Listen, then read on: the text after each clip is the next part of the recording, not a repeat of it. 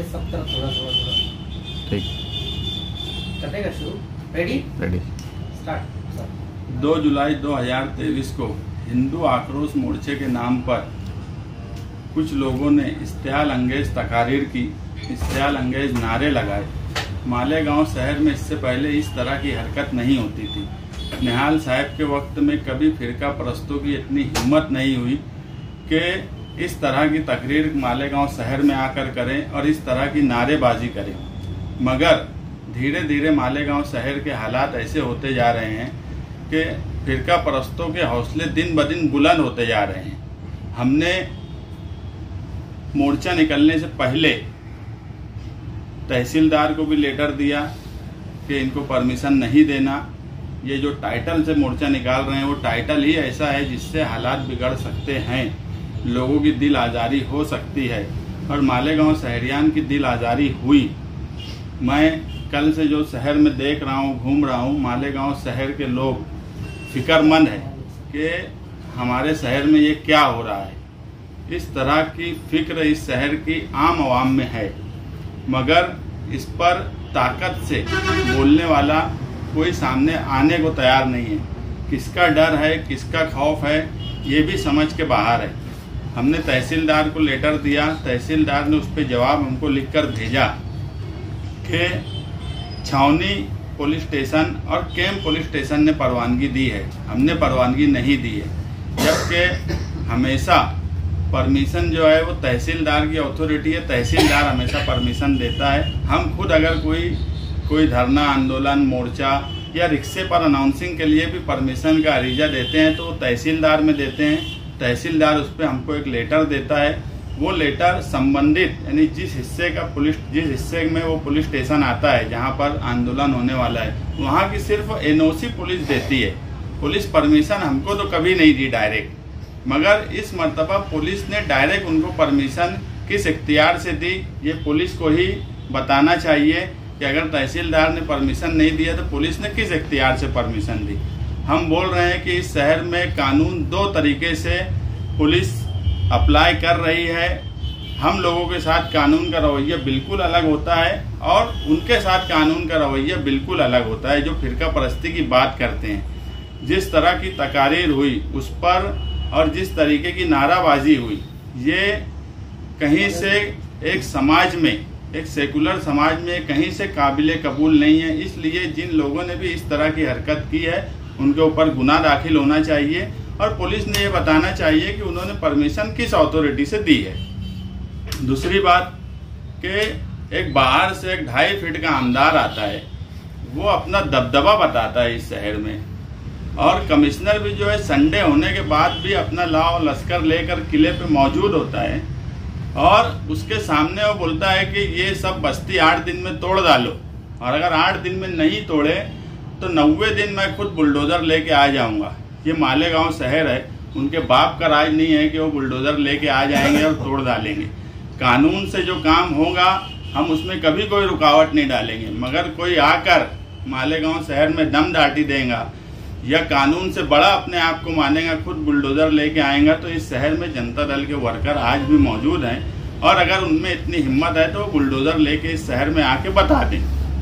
क्योंकि वो जो मामला है, जब वो कमिश्नर को लोक आयुक्तों का ऑर्डर की बात कर रहा था तो उस वक्त कमिश्नर का भी काम था कि लोक आयुक्तों का ऑर्डर उसके मुंह पे मारता और उसको बताता कि ऑर्डर में क्या है। लोक आयुक्तों का ऑर्डर 19 सितंबर 2022 को किला झोपड़पट्टी के ताल्लुक से जो आया, उसमें क्लियर लिखा था कि the encroachers hunted should not be demolished till they are rehabilitated on an alternate land owned by the government, कि वो जो जगह है जब तक उनको अल्टरनेट कोई जगह नहीं दी जाती उस वक्त तक उनको नहीं हटा सकते। तो इनके क्या बाप का राज है कि ये बुलडोजर लेके आएंगे और उनको हटा देंगे। इस शहर में हम आज भी जिंदा हैं। निहाल साहब का दबदबा इस शहर में आज भी हमसे ही है। नहीं तो मैं बोला कि कोई 2.5 फीट का आमदार आके अपना दबदबा बता के जा रहा है और उसके बाद भी यहाँ के नुमाइंदे, यहाँ की लीडर करने वाले, मैं सबको ही बोल रहा हूँ, उसके बाद भी अगर खामोश है तो इसका क्या मतलब लिया जाए। वो कोई मिनिस्टर नहीं था कि कमिश्नर वहाँ लाओ लश्कर लेके हाजिर रहे, वो भी संडे होने के बावजूद भी। लोक आयुक्त के ऑर्डर में 3 चीजें उस वक्त मेंशन की गई थी कि ये 30 से 35 साल पुरानी झोपड़पट्टी है। इस झोपड़पट्टी को हटाने के लिए उस वक्त के जो कलेक्टर थे सूरज मांडरे साहब, उन्होंने क्लियर वो बोला था कि प्रधानमंत्री आवास योजना से बेघर लोगों को जो घर बना के दिया जाता है वो स्कीम इन पर लागू करो और वहीं पर इनको बिल्डिंग बनाकर दे दी जाए। यही स्कीम की बात निहाल साहब अपने वक्त में किया करते थे मालेगांव शहर के ताल्लुक से। जब तुम्हारी घरकुल की योजना आ रही थी और तमाम लीडर टीकम फावड़ा लेके हाजिर हो गए थे कि हमने लाए, आज वो स्कीम फेल इसलिए हुई कि उस वक्त निहाल साहब की बात अगर सुनी गई होती कि जो जगह है वहीं लेआउट कर लो, जगह भी खाली हो जाएंगी और वहीं बिल्डिंग बनाकर उनको वही जगह दे दो। और वही बात लोक आयुक्त के उसमें कलेक्टर ने भी बोला था। उसके ऊपर कारपोरेशन ने उस वक्त आर्किटेक्ट से सर्वे किया, एक नक्शा बनाया। वो नक्शा भी आपके सामने है कि उसी जगह पर बनाकर देने की बात है। अगर कारपोरेशन उनको हटाना चाहती है तो जो नक्शा कारपोरेशन ने बनवाई है उस पर अमल क्यों नहीं करती, या कौन लोग रोक रहे हैं? क्योंकि इसमें ऐसा हुआ कि ये नक्शा बनाने की बात लगभग 1 साल पहले हुई और 1 साल या 10 महीना करीब ये नक्शा कारपोरेशन में आर्किटेक्ट ने दाखिल भी कर दिया। नक्शा बनाने की वजह भी कारपोरेशन की तरफ से आर्किटेक्ट को लेटर दिया गया था रितेश कांकरिया को कि वो नक्शा बना कर दे, मगर जानबूझ के नक्शा भी छुपाया जा रहा है। यहाँ तक कि वहाँ के रहने वाले लोगों के पास भी ये नक्शा वो लोग कोशिश करते थे तो उनको नहीं मिला। ये मैं अपने तौर पे कोई भी जरिए से निकाल के लाया, मगर इसको जानबूझ के छुपाया क्यों जा रहा है?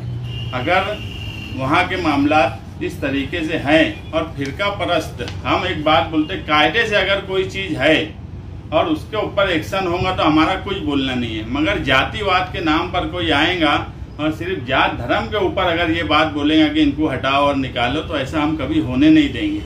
और अगर इस तरह का नक्शा बनाकर कारपोरेशन में दाखिल है तो कारपोरेशन उस पर अमल करे, घरकुल योजना की स्कीम उन पर लागू करे, उनको इस नक्शे के हिसाब से वहाँ बिल्डिंग बना कर दे और उसके बाद जो भी कार्रवाई करना है करे। कोई भी आयरा गहरा आएगा और बोलेगा इनको उखाड़ो और भगाओ, तो ऐसा हम तो इस शहर में नहीं होने देंगे।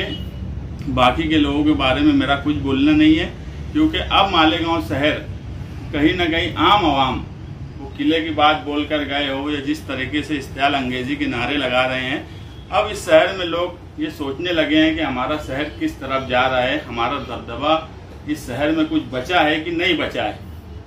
मालेगांव में MSG का वाकया हुआ, उस मामले में भी पुलिस ने कोई केस दाखिल नहीं की।